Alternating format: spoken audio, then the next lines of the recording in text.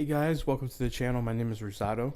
You probably see me on Twitch streaming cards or in the community Discord talking to some of you guys or the other streamers in the Discord.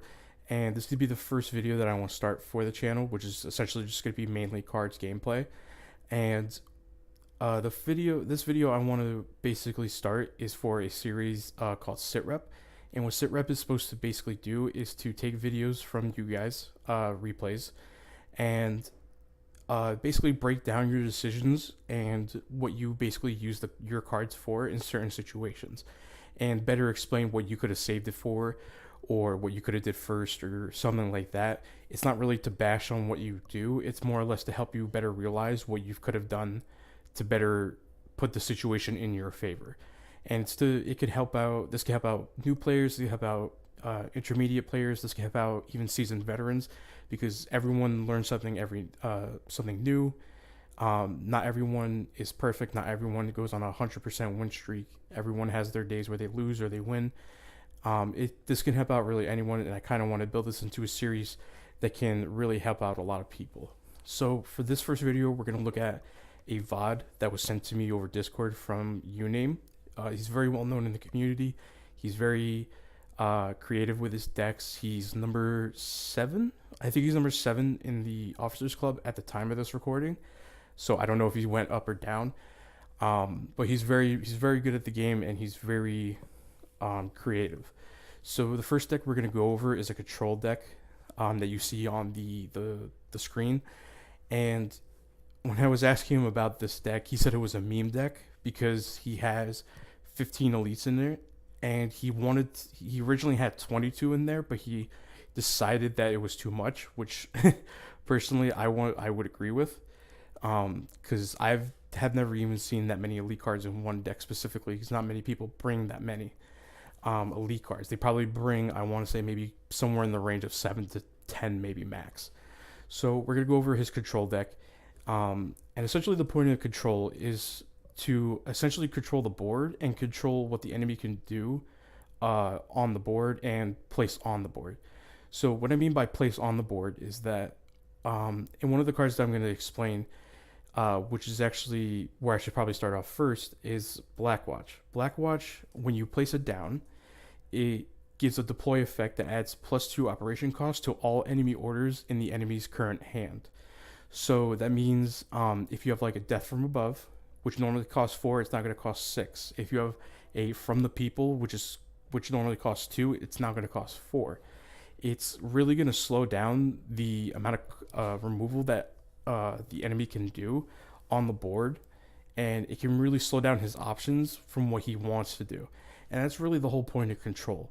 So I'm not going to go into every single card that he has in this deck. I'm going to kind of highlight concepts that are important, so that this way, if you do not have all these cards or even the main elite cards that he has in here, you can kind of build off the concept that I'm showing to you, and then place it into your own decks with the cards that you do have, because not everyone has all these elite cards. So the first card I'm going to go over is Monty, and Monty basically, it pins all enemy units and it draws a card. The fact that it pins all enemy units is really good, because now you slow down all the enemy units on the field and what they can do and what they can damage, like your HQ or other important units that you have. So it kind of really puts him in an awkward position where he either decides to do nothing with the enemy units, because he might not have anything in his hand that he could really do anything with, or place more units down that he didn't really want to place down yet because he's got nothing else to use. So the next card I want to go over is Albacore. It's not really essential for control, but what the concept of what it does is kind of important. I do use Albacore in my control deck, and the reason why is because it's a 1/2 bomber. Whenever you deploy it, you deal 1 damage and you pin an enemy unit. And the fact that you pin it is helpful for control, because now you control what that person can do on the board.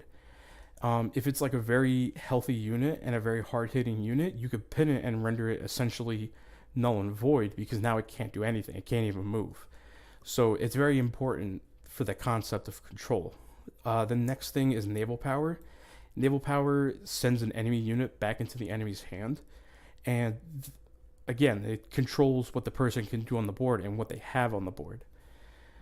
Um, for something like Kitty Hawk, I don't really think it's essential for control, but it helps out because Kitty Hawk is a elite card, and when you place it, you deal 2 damage to an enemy unit. And the same thing goes for Mosquito, but instead of 2 damage, it's 3 damage, and it kind of helps deal that direct damage by not having direct damage order cards, and removing cards from play. So it kind of helps out where you control the board and control what units are on the board.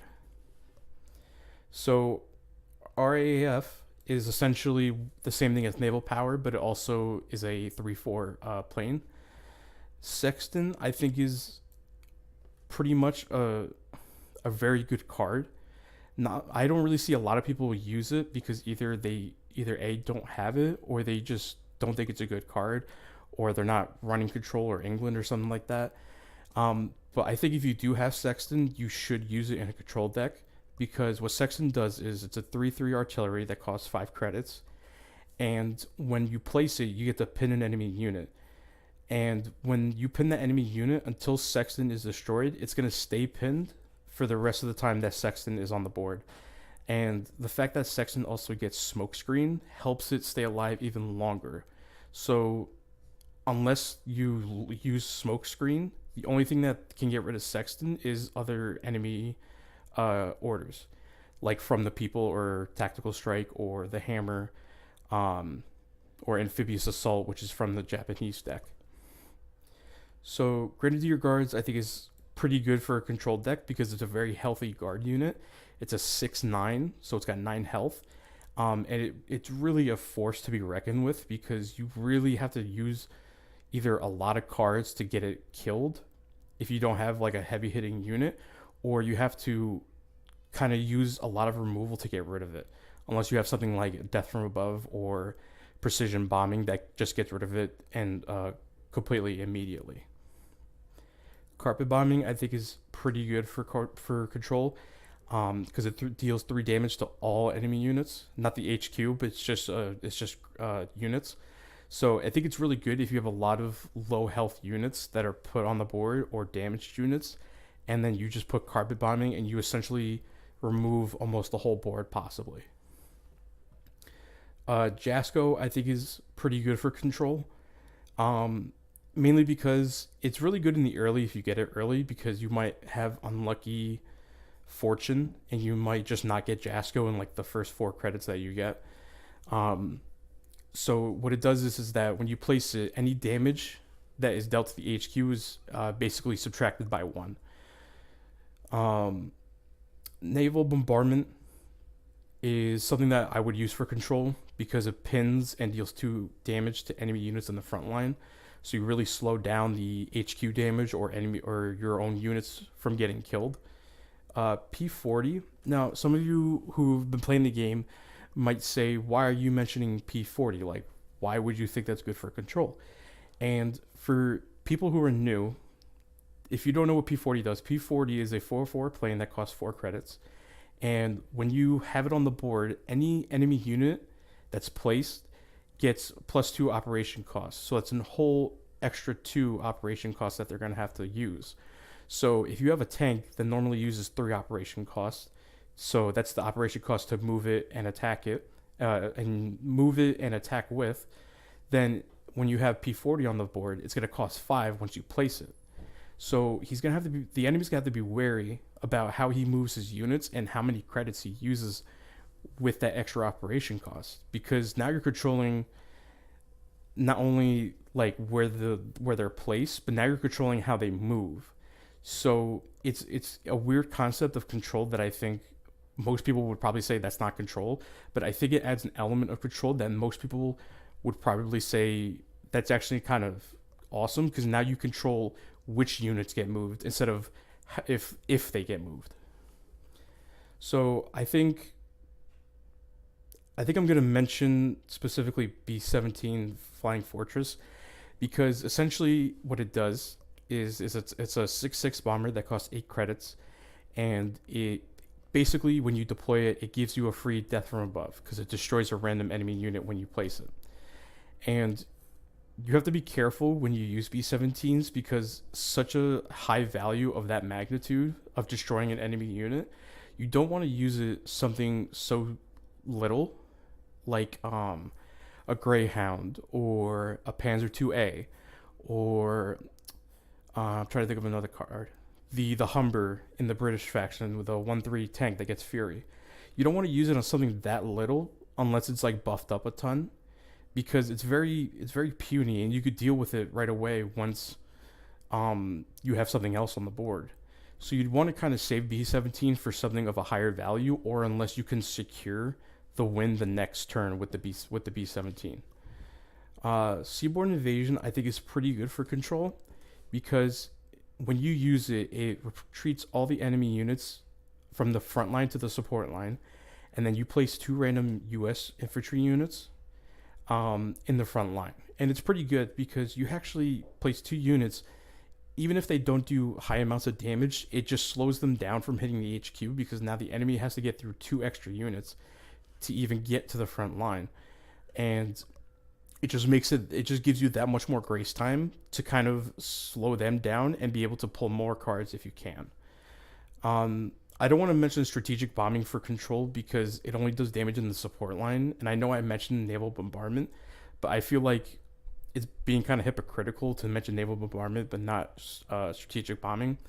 Strategic bombing, which is this one right here, it's a six credit cost card, and it deals 3 damage to all enemy units in the support line. So it's pretty good against if, like, let's say there was a lot of people playing air decks or artillery decks or some combination of all of those.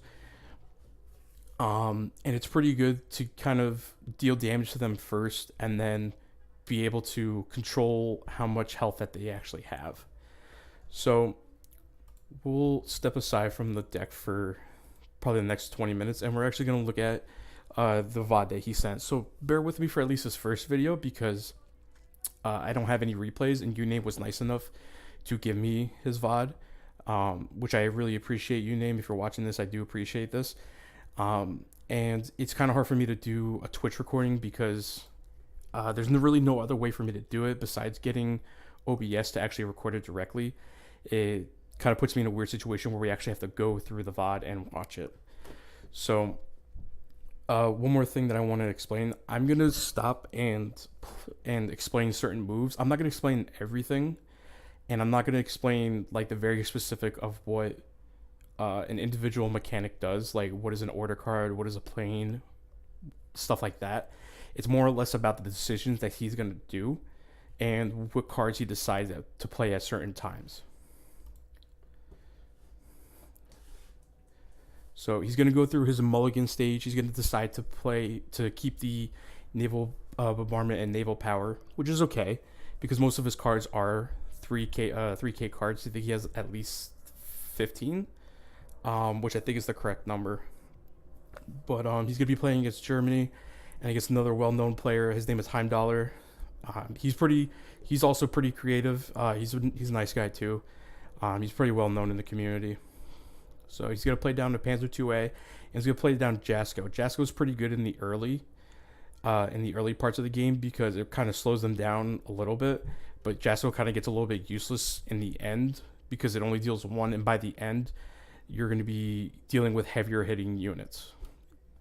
So he's going to play Fortification, give him a bit of a buffer from taking more HQ damage, and he's actually going to get 2 cards used on Jasko. I'm actually going to stop it just to explain why I think this is kind of good for him, even though it wasn't his move.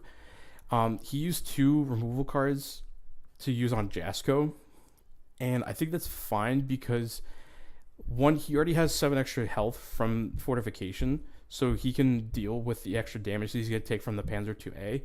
And not to mention, 2 removal cards that were used on something as simple as Jasko is pretty much it's a 2 for 1. And that's pretty much fine because Jasko would have became useless in probably the next 2 turns anyway, which is perfectly fine. So if you're worried about losing Jasko to 2 cards, that's a pretty good trade in my opinion. He's going to use Fortification again, so he's now got over 30 health, so he's at a pretty comfortable spot if he takes extra hits from the Panzer II-A. So he's really got nothing to worry about at this moment. And you're going to see that he decides to bounce the Panzer 2A instead of the Panzer 35 because he wants to basically not send back the Panzer 35 and give him more draw power. And he's actually going to play Illustrious now so that this way he can actually kill the Panzer 35 and better control the board because now the Panzer 2A can't kill either of those. The Heimdallr is going to place a Panzer 4, which is going to destroy one of the Swordfish, and he decides to draw 2 cards because he has nothing in his hand. If you're in a situation where you basically can't really do anything that will benefit you, don't just use the card. Now, some of you might be saying, well, he could play Ultra. Well, he's gonna lose the Swordfish, so he's not really protecting anything really. So there's really no point to using Ultra, especially since I think he only has 1 Ultra, and I think it's an elite card. I have to check, but he only has 1 Ultra, so there's really no point to him using something as big as Ultra on something as simple as Swordfish. And he doesn't want to bounce the Panzer 4 because he's just gonna use the effect again to destroy the Swordfish, basically twice for free. So if you're in a situation where you can draw cards, draw the cards if you think the best situation is to just draw the cards. You don't want to use other cards just because you can use them. You want to use them to their full effect and to what you could possibly do with them. And he does get a Black Watch, and the Black Watch is going to help him slow down any removal of cards that he does place in the future, because now if he has something like From the People, it's not going to cost 4. Which is going to be kind of hard for him because now it's going to cost a lot more. And he's going to Seaborne Invasion this next turn, which is pretty good because now he's going to place 2 units, like I said before, that he's going to have to go through.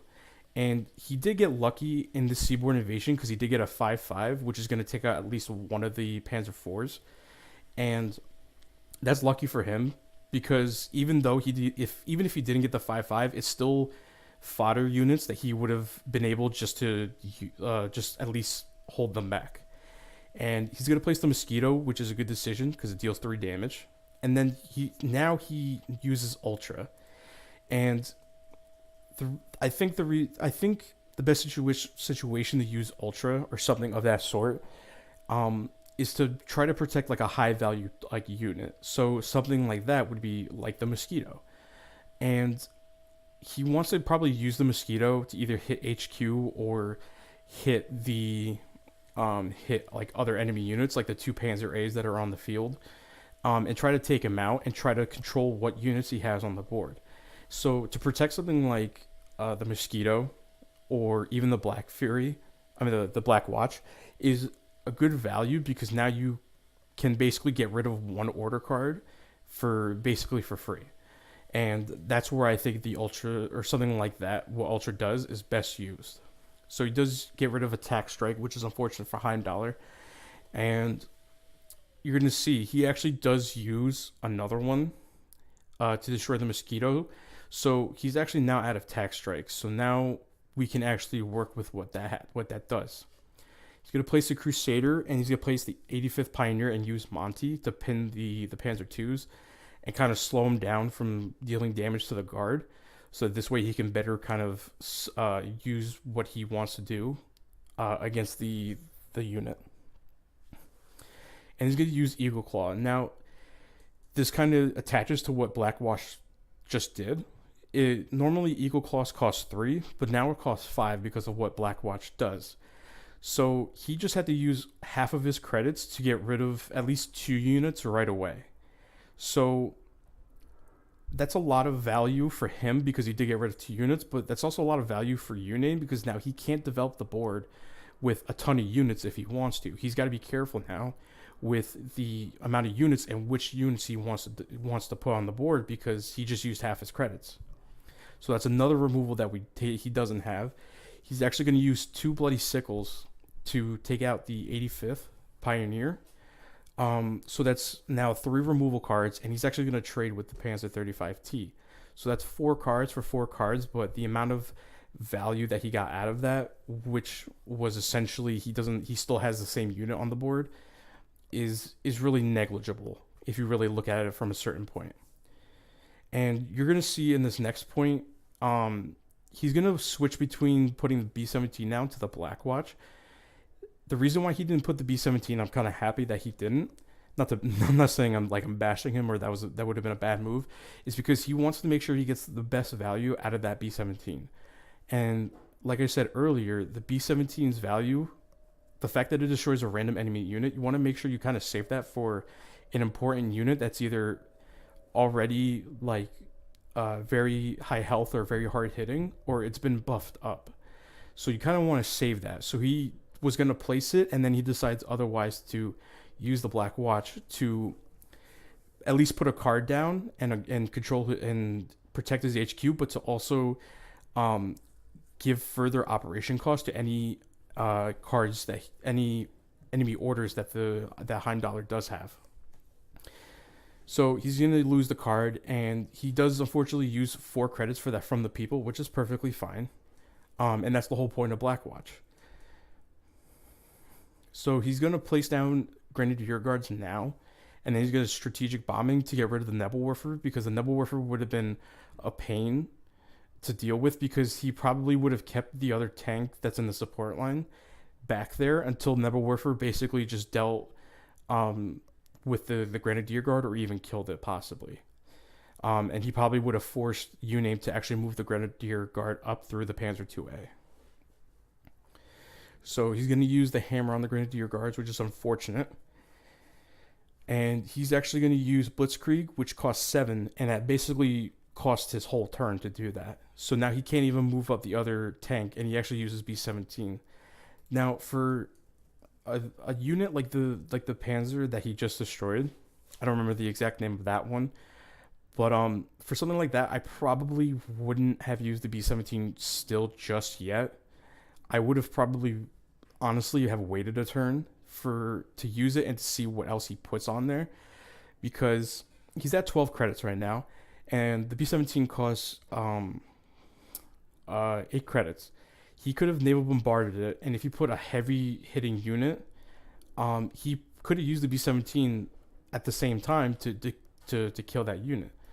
So I don't think it was a good decision there to put it down, especially with the amount of removal that Heimdallr seems to have, because he's used a ton of from the peoples. He's used a hammer, so he probably has more from the peoples, and he could probably deal with it directly. But unfortunately, he doesn't have it there, and Uname is able to kill it. And he's going to put a Crusader, and then he's going to use naval power. Now, it was better to use naval power, because not only does he draw a card, but you wouldn't get much value out of the naval bombardment to just kill that one tank. You want to use it for something more important. So the enemy's going to place a KV-1, and then he's going to use his 2-2 tank to move up. And he's going to place the 101st Airborne, and then he's going to kill the tank and then move up the Crusader. And I think this is a pretty good move, because he has air defense, and he's hoping that the KV will attack the Crusader so that air defense can trigger, and then the Crusader can deal the killing blow, so that the KV-1 is completely out of the way. Because the KV-1, every single time you draw a card, it deals 2 damage to your HQ. So it's essentially a free 2 damage for the KV-1 to basically just sit there. So I think it's a very high value target that I think was a good move to use air defense on. But unfortunately, he does get unlucky, and Heimdallr does use the Panzer 35 to actually attack the Crusader first. And I think his concept was to keep the KV-1 as healthy as possible in this situation. He's going to place the P40, and then you're going to notice in the next couple of turns, because Heimdallr is going to play Leopold, he's going to get into this fighting match with the Leopold, essentially, on trying to bounce back every single time the Leopold is played. And he's going to place down the P40 and the RAAF down, and they're just going to bounce back and forth for like the next 3 turns. And I think in this situation, it's probably his only move, because you don't want to bounce back with the naval power. I'm actually going to pause it to explain this.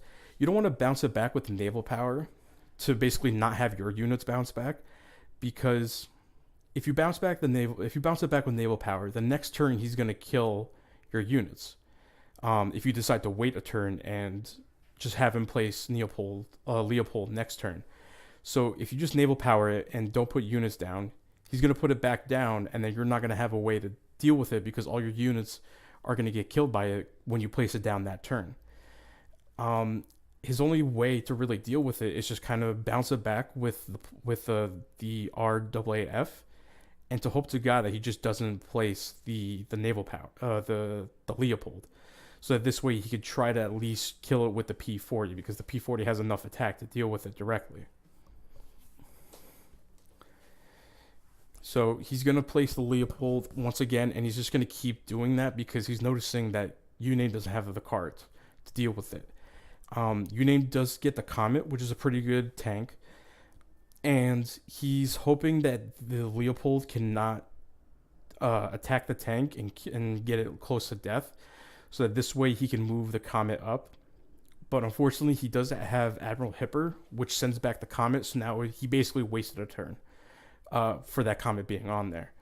So he's gonna kick back the KV-1, which personally I think was pretty much his only option to deal with anything, because if he just put down the Comet, the KV-1 would have still been alive, and with the Leopold on there, he would have attacked it, and then he would have been able to kill it like he just did just now with the same turn and kept the KV-1 alive. So I think sending back the KV-1 was a good decision. And you're going to notice something interesting in this next turn. He's going to kill the Panzer 38 with the RAAF, and then he's actually going to bounce the Leopold with the naval power. And I didn't ask him what his thought process throughout all these decisions was. I'm kind of basing it off what the situation looks like. But it was pretty smart for him to bounce it then, because now if he plays Leopold, he still keeps his Grenadier Guard if he has a removal for it, and he gets his RAAF healed back up, and he could use it once again. So he basically killed a free unit, and he gets his unit back full health. It's a very smart move, and you have to keep in mind what certain units can do, because they can actually sometimes turn in your favor and help you out a little bit more. Because if he didn't decide to put back the Leopold, he probably would have lost either his Grenadier Guard or his RAAF. And I think it's a good decision that he actually did that, because now he's going to play Leopold, and he's actually going to get back his RAAF. So I think that was a good decision on Uname's part.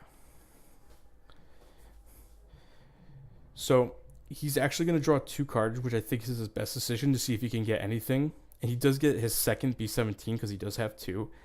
And this is where you kind of run into a situation where you kind of have to hope to God you get the right roll. Because there are cards where it's random, like the B-17, Death from Above.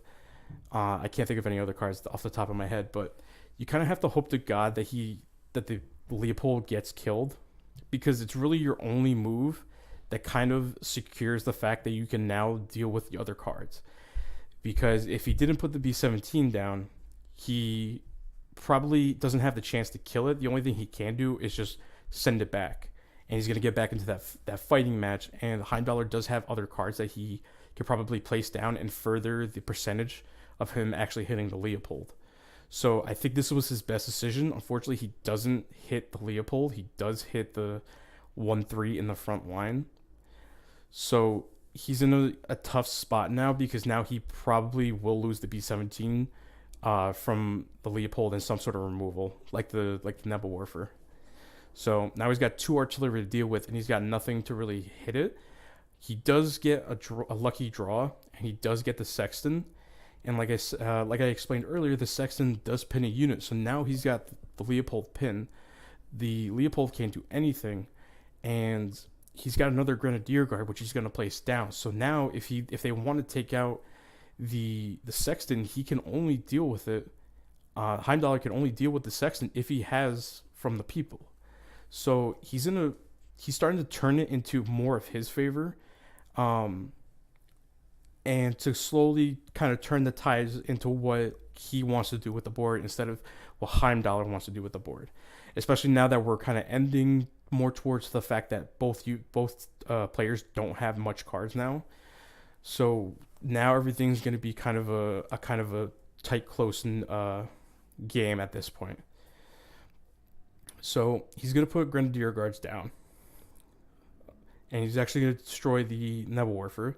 And this is fine because the Leopold's pin, and normally artillery can attack units that are guarded. So with the Leopold pin, and the only thing on the board being the 1-3 and the tank that I can't name, he has to go through the guard now to even kill the Sexton with any of his units.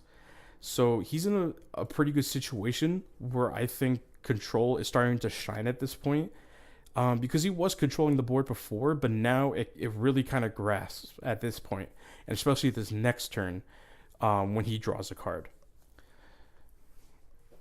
And you'll see it in a moment. So he's going to pull Albacore. So he's going to kill the frontline unit, and then he's going to move Grenadier Guards up, and he's going to use the Naval Power to bounce the Tiger and use Albacore to pin the 4-5. So now he's got 2 units pinned. He can't do anything with them next turn, and he just bounced the Tiger. The Tiger was a very important unit because he was able to get through the guard easily. And now he can't. He's got to wait an extra turn in order to do something about it. So he's going to take 1 damage because he wants the Tiger to deal the full amount of damage next turn. And he's, luckily enough, he's got Carpet Bombing now. He hasn't used either of them yet this whole game. And he's going to use the Albacore to kill the Leopold, which I think is a better decision than the tank, because now the Leopold is not pinned. And he's going to decide between the unit and the HQ to which one they hit with the Grenadier Guards. And if you remember earlier when I said they're both running out of cards at this point, or they're starting to run out of cards, he is at this point hoping that he can at least beat him on the card draw, because the way that if you run out of cards, it essentially works the same way as Hearthstone, where if you run out of cards, you start taking HP damage. And so for the first turn, you deal 1 damage to your own HQ. The next turn is 2. The next turn after that is 3, and then so on and so forth.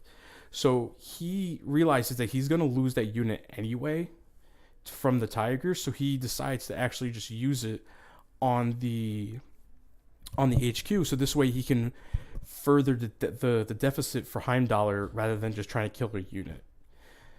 So he's going to use Naval Bombardment now, and this is where the meaning of value really comes into play, because he just used 1 card to take out 2 very hard-hitting units that he probably, if he didn't have anything other than Naval Bombardment or the Carpet Bombing that he just pulled, he probably would have took a lot in damage, and possibly if it went against him, he probably would have lost the game. I highly doubt he would have lost with 23 health, but you never know. Some things change.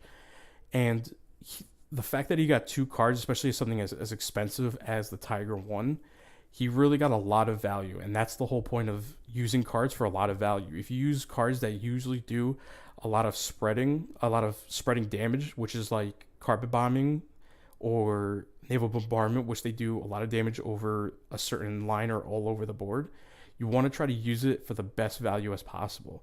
You don't want to use Carpet Bombing for 1 unit, and you don't want to use Naval Bombardment for just 1 unit. You want to try to use it for multiple units to kind of devastate the board and what the enemy can do. So now he's losing health from not having any cards in his hand from what he's pulling, and essentially Uname's gonna win. Even if he didn't use Carpet Bombing, even if he didn't use Naval Bombardment in this next turn, he's still gonna win because they're both out of cards, and unfortunately Heimdallr is lower, and he's just gonna die on this next turn. So very good game by Uname. Very well played, very smart of him to do the certain things at certain points that he did.